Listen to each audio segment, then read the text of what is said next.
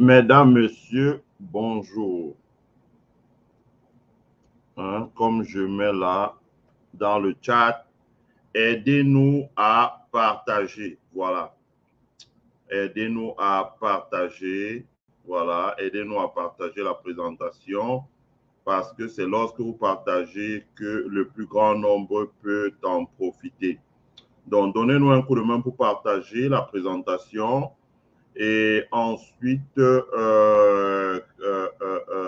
abonnez-vous, invitez vos amis à vous abonner sur la chaîne, activez la cloche de notification pour ne rien rater de ce que nous allons dire. Ensuite, et enfin, mettez des likes sur notre chaîne YouTube, sur la vidéo, pour que la vidéo puisse être d'abord protégée.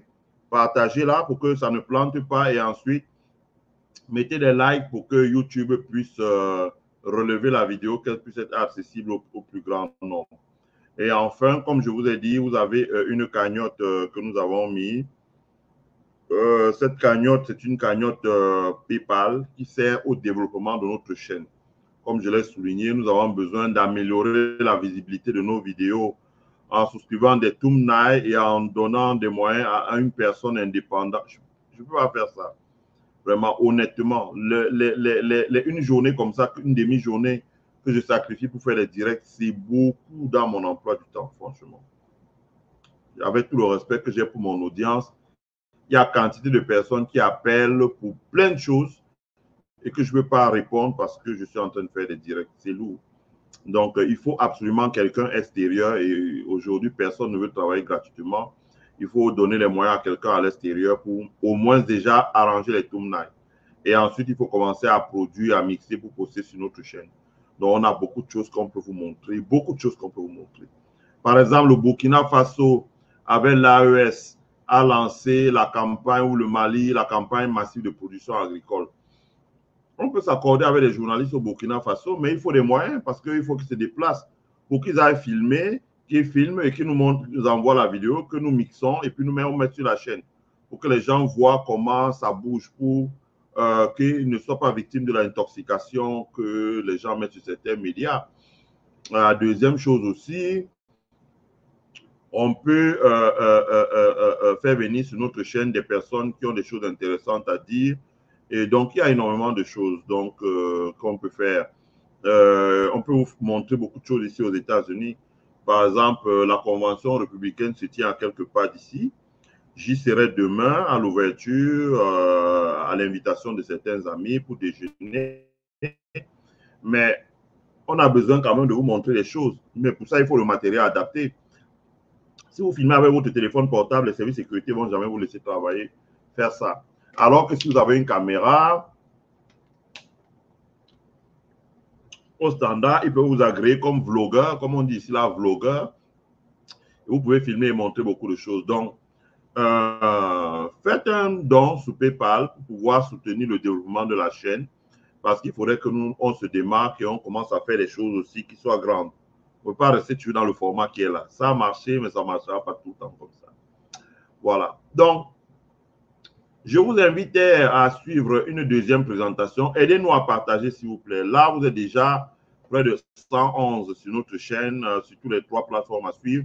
Si chacun des personnes fait 10 partages, vous comprenez que ça fait à peu près 1200 partages. Et donc, ça va nous ramener énormément de monde ici sur la chaîne. Voilà. Donc, donnez un coup de main pour partager. Je fais le deuxième direct là. C'était pour parler de l'investissement dans l'immobilier en Afrique. Voilà, je fais ce direct suite à la sortie d'un entrepreneur malien, d'ailleurs très respecté, hein, qui était un grand entrepreneur dans le bâtiment, travaux publics, dans l'industrie et dans l'agriculture. Donc, qui a dit des choses très intéressantes. Donc, je fais ce direct-là pour pouvoir expliquer ce qu'il a dit de bien d'ailleurs, mais également là où je respecte l'entrepreneur, mais d'ailleurs qui est un grand capitaine d'industrie, mais il a aussi dit des choses qui ne me semblent pas très vraies et il convient d'élargir la réflexion pour que nos autorités dans divers pays, surtout ceux de l'AES, parce qu'ils ont un peu les coudées franches pour travailler, puissent prendre conscience de ça et puissent voilà, en profiter. Donc, on va en parler. Je vais d'abord faire écouter l'intéressé. 100 millions. À peine si tu arrives à trouver 1 million, c'est 2 millions par mois. C'est Ibrahim Diawara. C'est Ibrahim Diawara. Je vais revenir encore au début. Donc, c'est le PDG du groupe IBI. Entre 50 et 100 millions. À peine si tu arrives à trouver 1 million, c'est 2 millions par mois. Avec tous les problèmes que nous avons. Tu investis, tu construis une maison. J'ai pris l'exemple, c'est comment. Tu construis une maison pour acheter un bon terrain à l'ACI 2000 pour avoir le retour à l'investissement. Il te faut au minimum 200 millions pour un terrain de 1000 mètres à 200 000 francs le mètre carré. Il te faut au minimum 200 millions pour avoir un terrain de 1000 mètres carrés. Il faut construire au minimum, non, pas assez, c'est 600 000 le mètre carré. Je parle seulement de citerniser. Excusez-moi, c'est 250 000 francs le mètre carré. 250 000 francs le mètre carré pour 1000 mètres carrés, il te faut 250 millions. Il faut construire une maison au minimum de 250 millions pour prétendre avoir location à 1 500 000 par mois. Donc un investissement de 500 millions qui va te rapporter 17 millions par an. Or tu as investi 500 millions.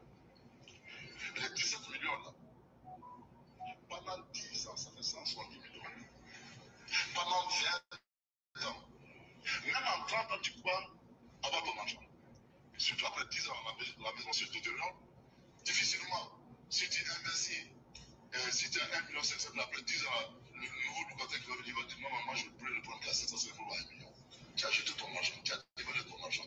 Construire des maisons, c'est de jeter son argent par la fenêtre. Il faut que nous, tout le monde comprenne ça. Les gens, quand moi j'ai des gens qui me disent, mais tu sais, j'ai 10 maisons. Je lui dis, c'est jeter ton argent. Tu fais quoi avec 10 maisons?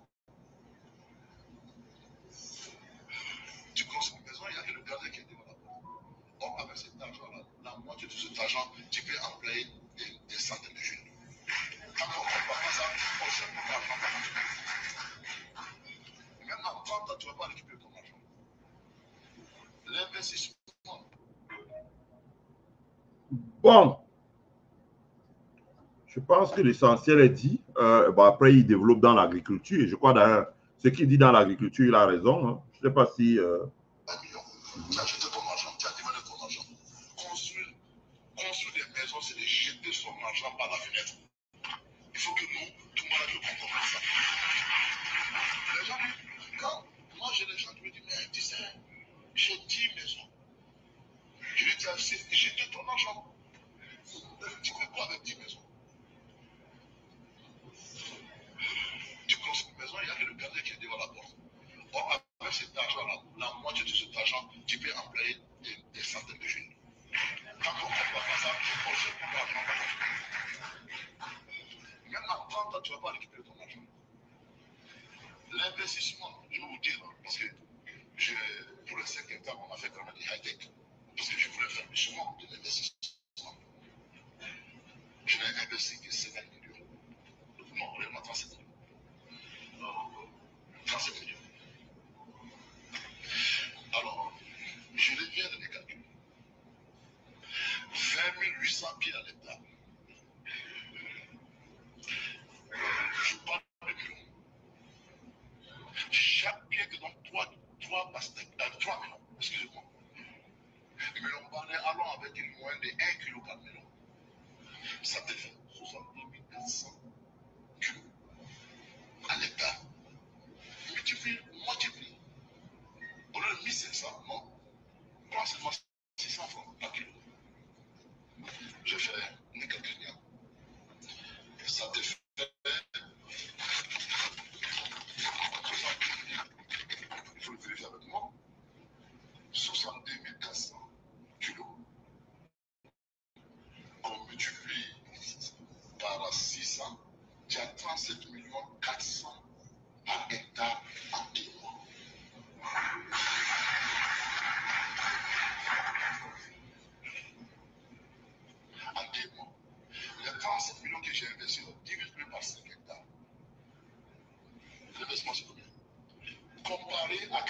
investir 500 millions pour faire une maison. Vous comprenez? 37 millions, tu peux le faire au minimum. Théoriquement, tu peux le faire 5 fois dans l'année parce que chaque 2 mois, tu peux produire. Mais non. Alors, sur la base de 3 fois dans l'année. Donc, 37 millions, 3 fois dans l'année, ça te fait à peu près 100 et quelques millions par hectare. Si tu as 10 hectares, 100 et quelques millions, si tu as 10 hectares, tu as combien? 1 milliard.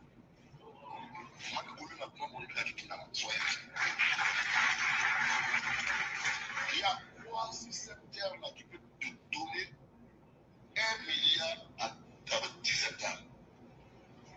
Alors, quand j'ai écouté mon frère, il a parlé de 5 millions. Quand il dit ça, les gens sont très oui, ça c'est une question de beaucoup d'argent. Non. Vous pouvez commencer uniquement avec 3 millions. 3 millions. C'est qu'on dépense pour chercher le visa pour aller en France. Et ce que tu touches, Allah qui peut te donner à crédit. Tu ne peux pas l'avoir même si tu fais bien en France. Mais je dis encore, c'est une question à expliquer de mon temps. Expliquer à nos hommes d'affaires. Expliquer à nos commerçants. J'ai dit, je le répète, j'étais commerçant, vendeur de chemises, de t-shirts, de saucisses. Les gens qui me connaissent pendant plus de 10 ans. Bon, je pense que vous avez écouté notre cher grand Ibrahim. Ce qu'il a dit, je résume. Je vous ai fait écouter la bande audio. Il a dit que construire, investir dans l'immobilier ou construire une maison, c'est un investissement à perte. Et il a dit que c'est un investissement à perte et que il vaut mieux investir l'argent dans l'agriculture. Donc, il a pris un exemple. Il y a des gens qui ont 10 maisons, les maisons ne sont pas habitées. Ou bien des gens qui investissent 50 millions, 500 millions de francs dans un immeuble construit, c'est-à-dire qu'ils achètent le terrain 200 millions, ils construisent à 200 millions, à 300 millions, ça fait 500 millions de francs. Et à la fin, le loyer leur rapporte 17 millions de francs par an. En 10 ans, ils n'ont perçu que 170 millions. Et en 30 ans, ils ont perçu 510 millions. Mais le bien, par exemple, au bout de 10 ans, il faut des travaux de maintenance, etc., qui font qu'en termes de cash flow, on retombe à peine sur ces investissements. Voilà, en gros, je résume ce qu'il a dit. Et donc, il a pris l'exemple de l'agriculture. Il a dit, voilà, sur 1 hectare de melon, par exemple, vous récoltez 3 milliards, vous récoltez 37 millions en prenant, il a pris le prix en moitié, hein, vous récoltez 37 millions en un an, vous récoltez 100 millions de francs de chiffre d'affaires. Donc, si c'est 3 hectares, si c'est 10 hectares, vous devenez milliardaire en termes de chiffre d'affaires au bout de quelques années. Bon. Ce que je vais dire, je vais clarifier les concepts parce que je ne dis pas que ce qu'il a dit est faux. D'ailleurs, ce qu'il a dit est vrai en bonne partie. Ce qui est... Non, ce type est normal. Il va bien, Serge Samy. Il va bien. Donnez-nous un coup de main pour partager, s'il vous plaît. Partagez. Il va bien, le monsieur, il va bien. Donc, Olivier, bonjour. Donc ce qu'il a dit, comme on dit en anglais, make sense. Il ne faut pas jeter à la rivière tout ce qu'il a dit. Il a raison. Simplement, il y a une différence entre investir et épargner. Si vous investissez dans l'immobilier pour faire de l'argent, si vous épargnez dans l'immobilier, si vous investissez dans l'immobilier, si vous épargnez dans l'immobilier, c'est deux choses bien différentes. Investir, c'est une chose, épargner, c'est une chose. J'ai déjà dit ici, là, j'ai eu à travailler pour une grosse compagnie qui s'appelle Foxconn, une compagnie taïwanaise qui fait des milliards aux États-Unis et l'argent qu'ils ont fait aux États-Unis, ils l'utilisent pour investir dans ce qu'on appelle le real estate, c'est-à-dire l'immobilier. Mais ils épargnent cet argent. Ils épargnent cet argent. Et je vais vous expliquer à peu près comment ça marche. J'aurais bien voulu utiliser Excel là, mais à l'heure qu'il est là, je suis un peu fatigué parce que ici il est 14 h et je suis en mouvement depuis 4 h du matin, donc ça fait déjà 10 h. Voilà. D'abord, la première chose, je pense que notre frère milliardaire malien a parfaitement raison. D'ailleurs, il le dit plus tard qu'au Sénégal, où il a vu les Espagnols viennent déjà acheter les terres au Sénégal pour produire les pastèques et les melons et pour envoyer dans leur pays parce qu'il y a un déficit de main-d'œuvre. Voilà, ils profitent des APE. C'est vraiment dommage. C'est-à-dire que nous avons les élites les plus cons de la terre. Le problème de la pauvreté de l'Afrique, c'est les élites les plus cons. Et le problème, c'est que ces élites-là ont été mis là pour bloquer notre pays et ils sont soutenus par des gens qui leur demandent d'utiliser la violence, etc., pour pouvoir se maintenir le plus longtemps possible. Mais ça ne va pas durer parce que le monde est en train de changer et il y a des mutations géopolitiques dans le monde. D'abord, il encourage les gens à investir dans l'agriculture. Moi, je dirais pareil. D'abord parce que l'agriculture, ça a beaucoup changé. Aujourd'hui, on maîtrise mieux les risques avec la chaîne de froid, avec le stockage à sec, avec beaucoup de choses. On maîtrise mieux les risques dans l'agriculture. Ça veut dire qu'avec les OGM, il y a beaucoup de choses. On maîtrise les risques aujourd'hui. Ça veut dire que, par exemple, on arrive à planter un maïs dont on a besoin de moins de pesticides pour pouvoir faire que des plantes parasites n'attaquent le maïs. Et on est à peu près sûr que les récoltes sont garanties à 90% si l'agriculteur observe le protocole qui lui est donné quand il a acheté les semences, il a planté, etc., etc.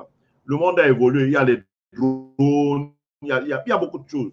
Aujourd'hui, on arrive à maîtriser les risques dans l'investissement dans l'agriculture. On arrive à limiter les pertes.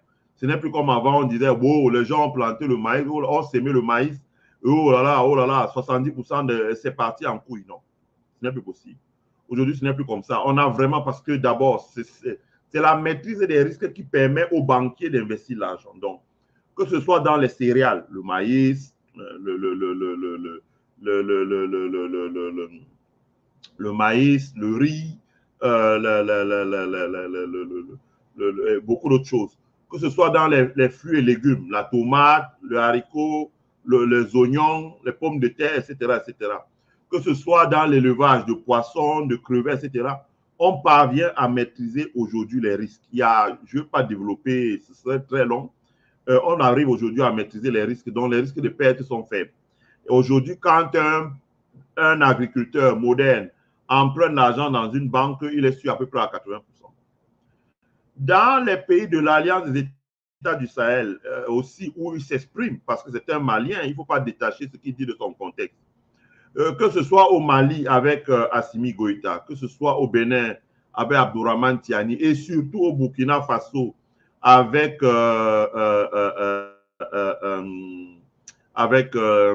surtout au Burkina Faso avec Ibrahim Traoré, on s'aperçoit que l'État a décidé de s'affranchir d'une théorie qu'on avait attribuée à la Banque mondiale, mais qui n'était pas du tout de la Banque mondiale. On sait aujourd'hui que ce n'est pas le cas, mais c'est les élites africaines qui étaient entendues pour durer le plus longtemps possible, en décidant d'appauvrir le monde rural. Donc, à la sortie du mur de Berlin, ce qu'ils ont fait, c'est qu'ils se sont cachés derrière la Libye du Fonds monétaire, la Banque mondiale, pour enlever les subventions à l'agriculture. Pendant ce temps, les pays de l'Ouest, dits industrialisés, ont massivement subventionné l'agriculture. La conséquence, avec même des stratégies de dumping, la conséquence, c'est que l'Afrique est devenue un comptoir commercial qui importe la nourriture pour se nourrir. À partir du moment où les gens comme les Ibrahim Traoré, Assimi Goïta, Abdourahmane Tiani s'émancipent de ces pratiques et commencent à subventionner l'agriculture, je pense que vous avez vu les photos sur mon mur, où au Burkina Faso, les gens se mettent à produire sur des dizaines d'hectares. Parce qu'aujourd'hui, il y a les tracteurs pour défricher, il y a les tracteurs pour labourer, et tout ce qu'on demande aux gens, c'est de faire les semis et de venir faire l'entretien. Franchement, ça n'épuise pas. Ce qui épuise, nous, on a fait l'agriculture au village avec grand-mère. Ce qui épuise, c'est quand il faut labourer le champ. Il faut faire les sions, là, c'est ça qui épuise. Mais quand vous avez un tracteur qui fait tous les sions, là, tout ce que vous avez à faire, c'est les semis. Et quand vous venez au champ, vous venez le matin, vous pouvez être à 5 sur 1 hectare pour enlever les mauvaises herbes. Et ça devient un jeu d'enfant, quoi. Et après quelques temps, 2 mois, il faut déjà récolter. récolter. Donc, dans ce contexte-là, il a parfaitement raison de dire que pour les jeunes entrepreneurs africains, l'agriculture, qu'est-ce que j'ai dit? J'ai dit que le Niger, c'est Tiani, non? Ouais, toi aussi, mon frère. J'ai dit Abdourahmane Tiani au Niger. C'est quoi? Vous voulez seulement ma tête ou quoi? Oh. Bon. Non, non, non, non, non. Presque quoi, là. Essayez de prendre le cas camerounais. Ça n'existe pas, le cas camerounais. Il y a les pratiques d'investissement dans l'immobilier. Période. Ça n'existe pas de cas camerounais. Ça, c'est une cacophonie. Je ne sais pas où ça sort là, qui a même mis ça dans la tête des gens.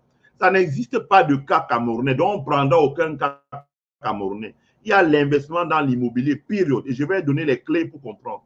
C'est de ça qu'il s'agit. Voilà. On épargne dans l'immobilier. Aux États-Unis, on épargne dans l'immobilier. Voilà. Par exemple, la CNPS dont je parlais tout à l'heure, quand elle investit dans l'immobilier, on appelle ça les réserves techniques des assurances. C'est l'épargne. Avec elle met l'argent dans les projets immobiliers, c'est les réserves techniques des assurances, c'est l'épargne.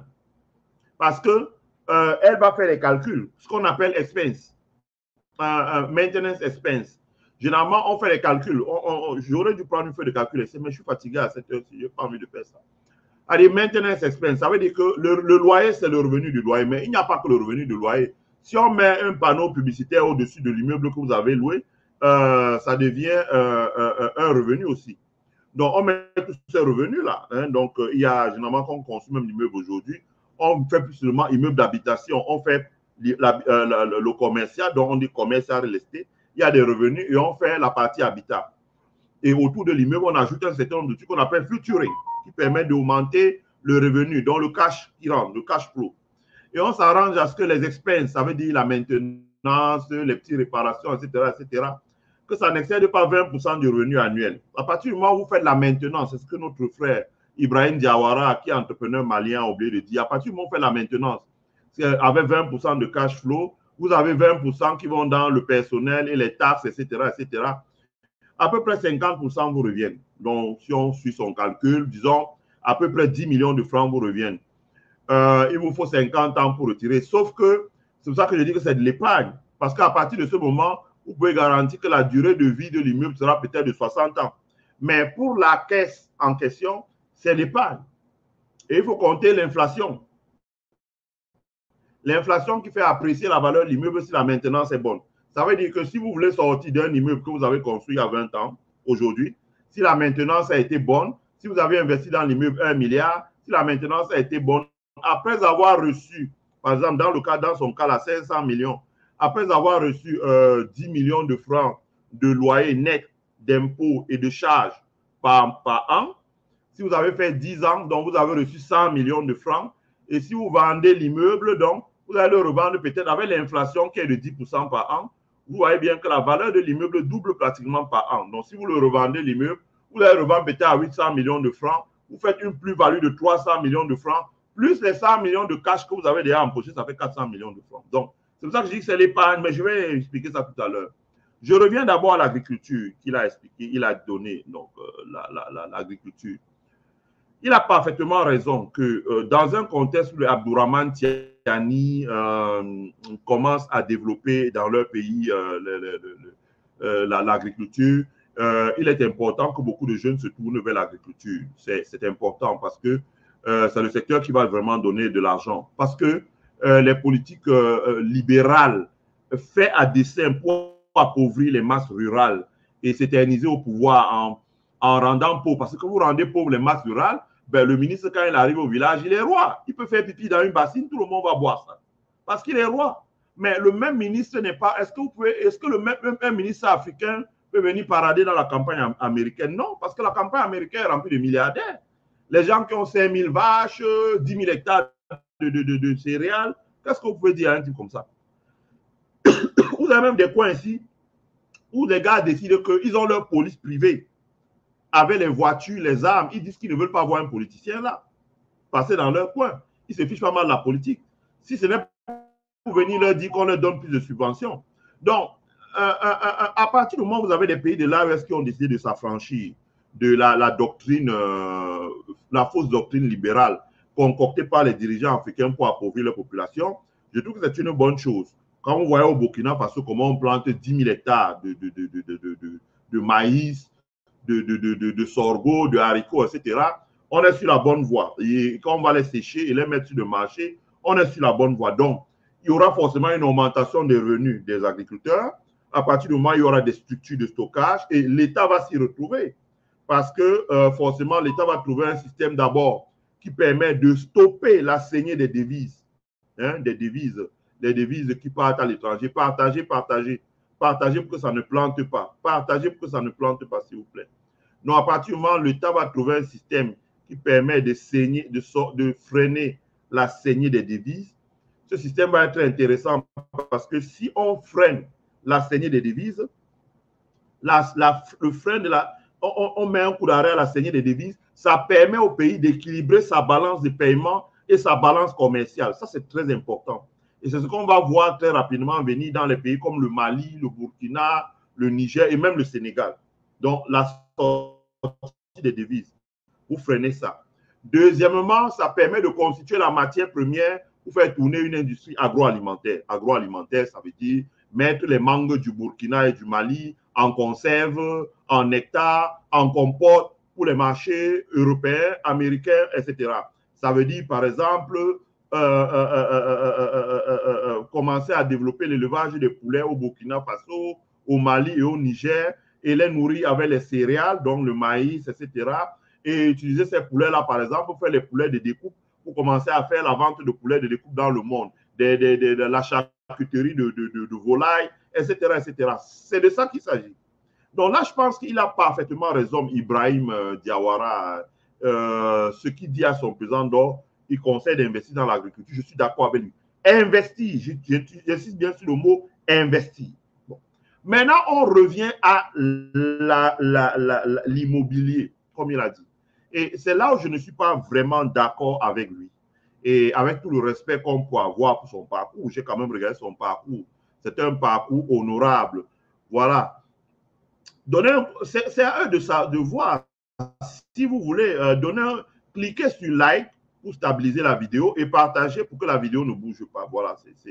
Moi-même aussi, c'est désagréable quand je vois la vidéo plantée comme ça. Bon. Donc, première chose. Deuxième chose, donc, il a parlé de l'immobilier. J'aimerais dire à M. Diawara, je pense qu'il va regarder la vidéo et je sais pourquoi je dis ça. On n'investit pas dans l'immobilier. On épargne dans l'immobilier. On n'investit pas dans l'immobilier. On épargne dans l'immobilier. On ne va pas dans l'immobilier pour faire de l'argent, au sens où on l'entend. On épargne dans l'immobilier. 1. 2. L'investissement dans l'immobilier est intéressant à partir du moment où le taux d'inflation réel excède les 10%. Je ne dis pas les taux d'inflation que les gouvernements communiquent là. Le taux d'inflation réel excède les 10%. Je prends un exemple qui me permet de calculer le taux d'inflation. Parce que comme on donne souvent le taux d'inflation que les États africains communiquent, ça dépend du panier des biens. Si vous allez au Cameroun, vous dites l'inflation est de... Si vous prenez dans le panier de biens que vous calculez le prix de l'assurance automobile et le prix du pain, vous êtes d'accord avec moi que l'inflation même sera de 0,1%. Même pas la moitié de 1%. Bon. En revanche, si vous prenez le coût d'inflation maintenant, si vous prenez le loyer, le carburant, vous allez voir que l'inflation va dépasser 50% par an. Donc, c'est un panier de biens qu'on constitue. Le taux d'inflation, ça dépend comment on triche dans le panier de biens. En économie, on dit lisser l'inflation. Mais dans tous les pays africains, en tout état de cause, l'inflation réelle excède les 10%. À partir du moment où l'inflation réelle excède les 10%, ce n'est pas compliqué. Bonamou Sadi Douala a vraiment été mis en service en 1990. À cette époque, un terrain coûtait 5 000 francs le mètre carré. Le même Bonamou Sadi Douala, aujourd'hui, un terrain coûte 250 000 le kilomètre carré. 2000, 2010, 2020, il y a 34 ans, 35 ans, on va dire. Le terrain coûte 2. Calculez vous-même la différence entre 250 000 et 5 000. Ça veut dire que le terrain vaut 50 fois la valeur de ce qu'il valait il y a 35 ans. C'est la conséquence, c'est l'inflation. C'est l'inflation.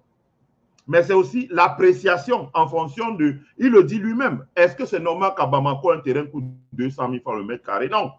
Si quelqu'un était propriétaire de 20 hectares de terrain à Bamako il y a 50 ans, combien le revendrait-il aujourd'hui et quel est le montant, la plus-value qu'il ferait sur ce terrain-là?